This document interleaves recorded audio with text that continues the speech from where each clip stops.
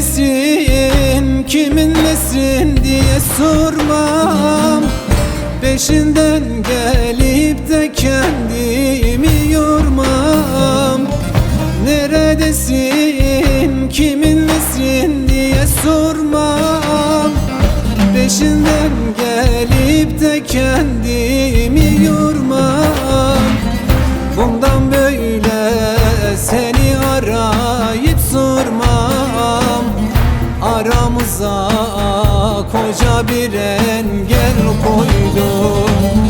Bundan böyle seni arayıp sormam. Aramıza koca bir engel koydum.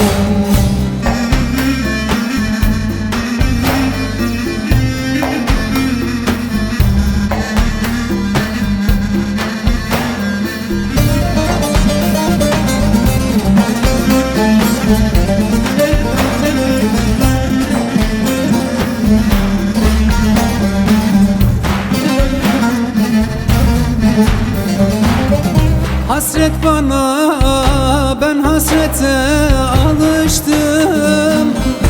Küstüğüm dünyamla tekrar barıştım.